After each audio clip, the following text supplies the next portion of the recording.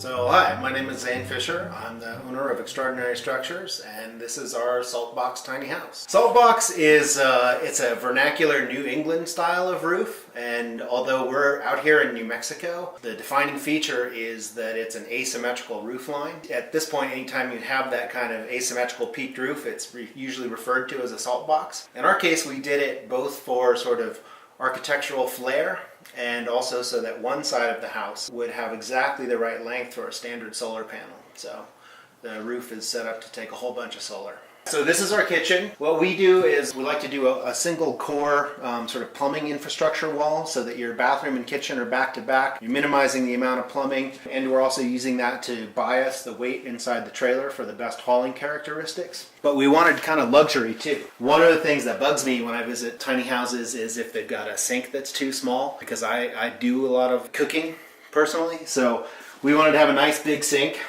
So this is bigger than you're going to have in some apartments. And then we have a sort of a diverse cooking ecosystem here, from a convection toaster oven to a 2-burner induction. But you could outfit this with a larger refrigerator and more of a standard stove and oven. But these are the options that we chose for this one. And we used a single piece stainless steel unit here. This fridge is a drawer. There's a drawer situation right here. So it just fits right into the counter. It's small, but it's very efficient. Lots of drawers, lots of storage. In fact, I sometimes think there's too much storage in this place. I think it's adaptable to any person's particular sort of needs, and you can really make it home. So the bathroom is, it's bound to be small, right? It's in a tiny house like this, but we wanted a different characteristic. We have sort of a Scandinavian wood cabin style interior going on, and we wanted to sort of, create a whole different environment.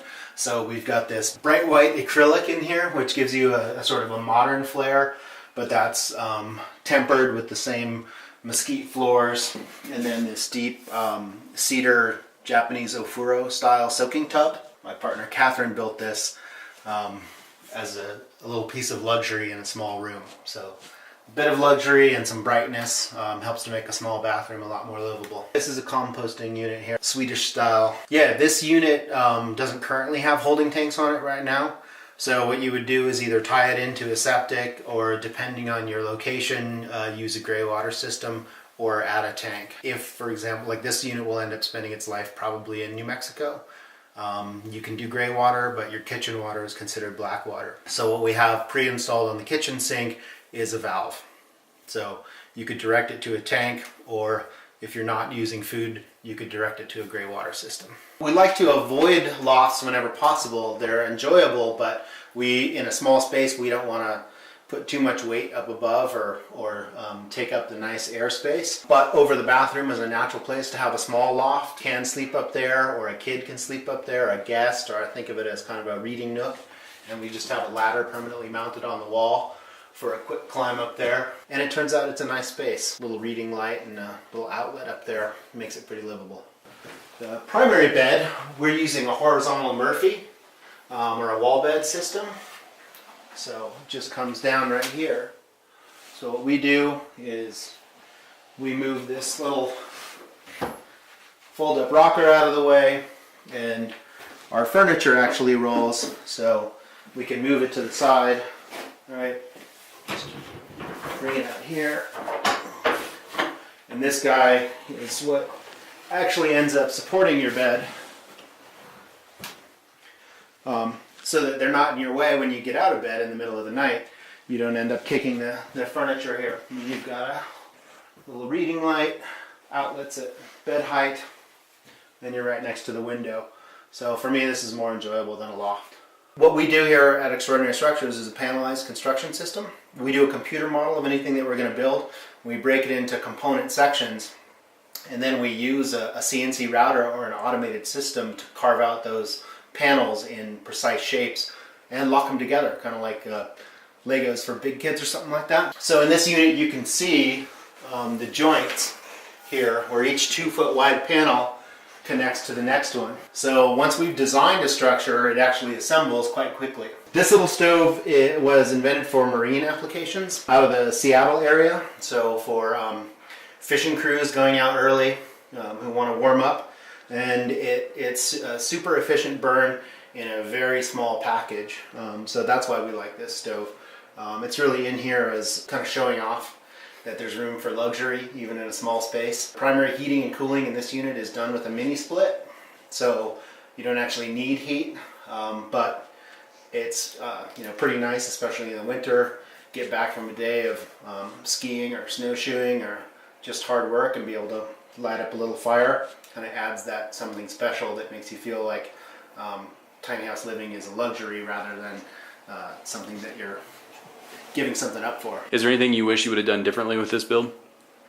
There are some small things, just in the ways we've configured some of the drawers. So I think we've changed some ideas about that. We've learned some lessons about how to run infrastructure in the most optimal ways, especially if we're not building a whole unit for someone, or if we're providing a shell, which is something that we do, how to make sure that it can work really well for electrical and plumbing trades. Part of that is the tiny configuration, and part of that is using a panelized construction system like we do. Overall, I think we're pretty happy. You know, we've got other floor plans that we're working on that are different, but this one has a lot of versatility in it for us. Where do you see the future of this? Do you see this as something that is going to be progressing for many years to come, or do you see this as something where it's going to be a niche, small market that's always been there, but now they're starting to become more aligned with the thought process of the tiny home living?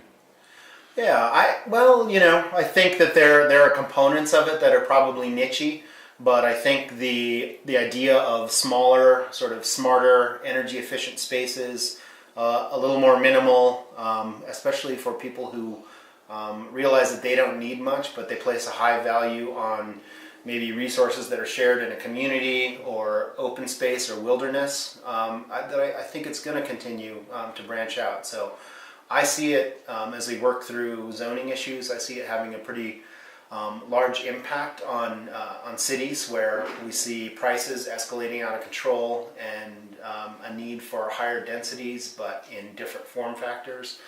And I see it as a way to add to a sort of healthy housing ecosystem overall as we move forward. So I think there's a place for it, and as we see, we're doing a panelized system that allows for sort of rapid assembly, and there are other people out there who are not just building small, but also innovating in the housing construction area. And so to see companies coming up like that is exciting, and I think it does point to the